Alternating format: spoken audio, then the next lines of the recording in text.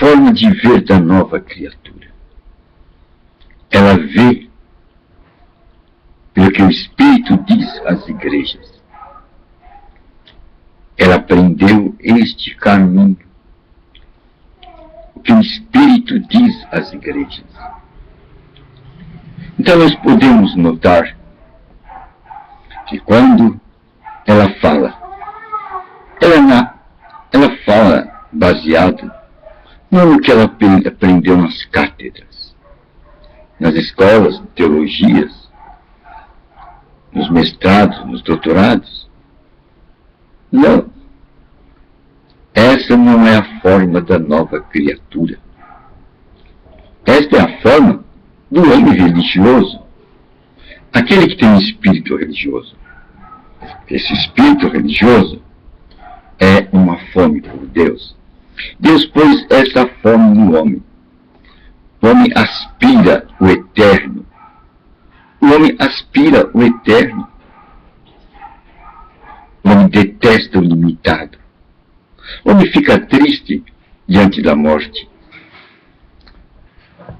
Ele não compreende a morte. Ele fica passivo diante da morte. Ele fica cabisbaixo diante da morte. Porque ele não aceita o limite. O homem não aceita o limite. O que é que está por trás dessa não aceitação do limite? O que está por trás desse não aceitar a morte? Desse ter tristeza pelo limite? Desse ter tristeza pela morte? Por isso que o homem ele não quer ser governado por ninguém. Porque o que existe dentro desta questão aí, porque o homem tem esses desejos, ele não deseja o limitado. O limitado é a sua contradição. O limitado é a contradição do homem. O homem não aceita o limite. Ele se revolta contra os limites. Por quê? Qual é a causa fundamental? É que o homem foi feito da mesma classe que Deus. O homem foi feito da mesma categoria que Deus. E Deus é espírito. O homem foi feito espiritual. E o espírito do homem foi feito para ser eterno, como Deus é eterno. Note bem, eu falei que o homem foi feito para... O espírito do homem foi feito para ser eterno. Eu não falei que ele é eterno. Ele foi feito para ser eterno. Isso aí é uma grande questão. Pois o espírito do homem tem um limite dado pelo próprio Deus. E nós podemos tratar um pouquinho aqui. Mas o homem foi feito desse espírito de Deus. O mesmo espírito. Foi feito para a eternidade. Então, esse aspecto dele ter a mesma classe que Deus modifica todo o seu ponto de vista. Ele aspira pelo lado eterno. Ele quer viver eternamente. É por isso que muitos fazem livros, porque creem, com seus livros passarão as gerações e o nome dele vai ser lembrado. Como de fato, muitos homens que viveram há mais de 2000 anos atrás são lembrados pelos livros que fizeram, são lidos até hoje. É uma forma de perpetuar a sua lembrança, a sua passagem aqui na Terra. O homem aspira pelo eterno. E como nós vimos, a causa fundamental disso é que ele foi feito à imagem e semelhança de Deus. É isso. O homem foi feito à imagem e semelhança de Deus. Daí o homem aspira o eterno. Ele quer ouvir a voz de Deus. Ele aspira. Pois a primeira voz que o homem ouviu foi a voz de Deus. Então, há este aspecto dentro do homem.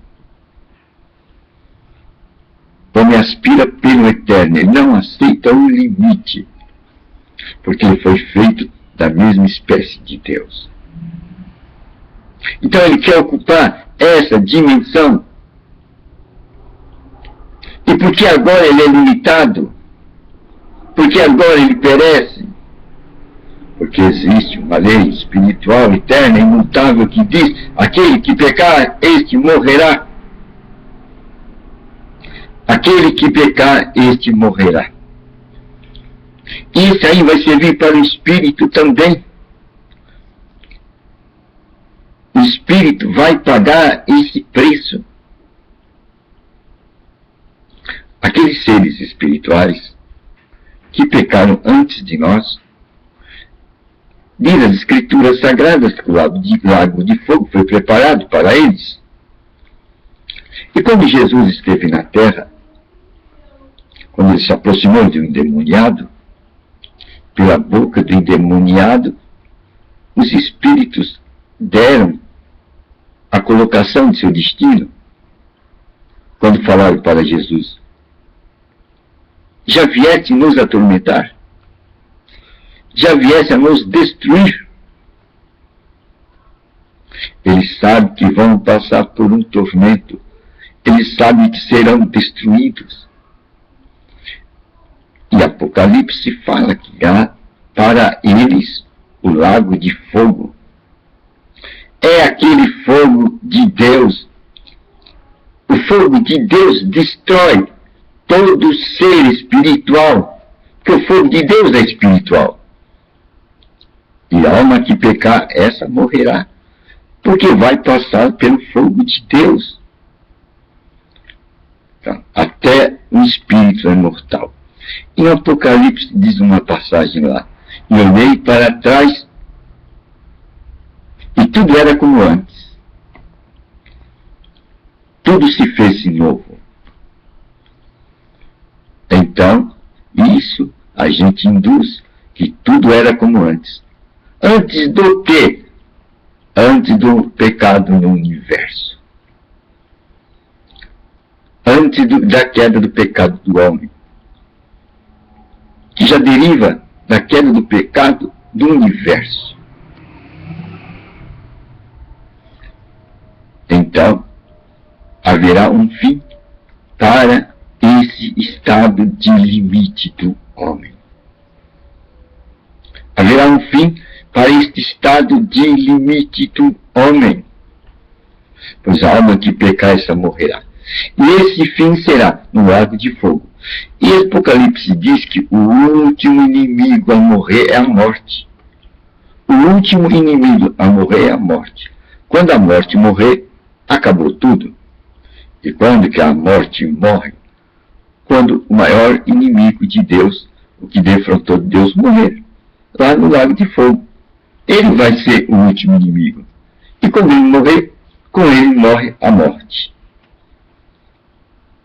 Pois a morte já morreu faz 2000 anos atrás.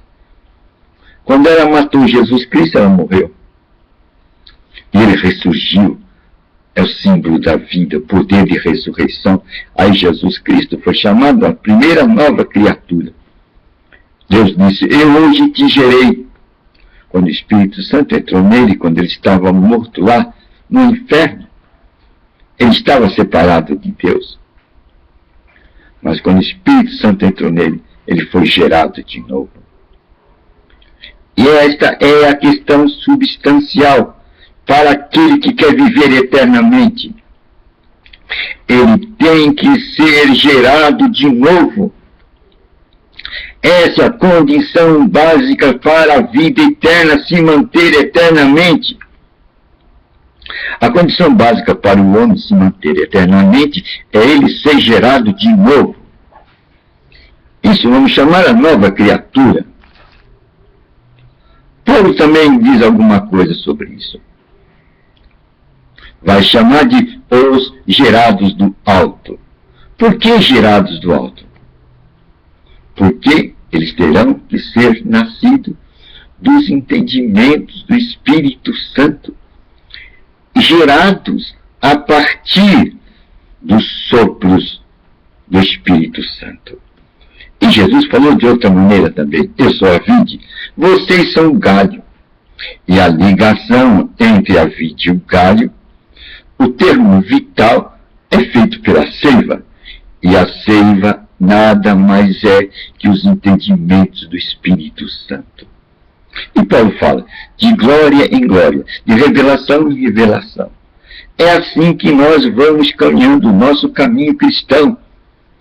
A vida cristã é um desenvolvimento, que vai chamar o desenvolvimento da fé, o desenvolvimento da visão cristã, o desenvolvimento do ser cristão, o desenvolvimento da personalidade da nova criatura.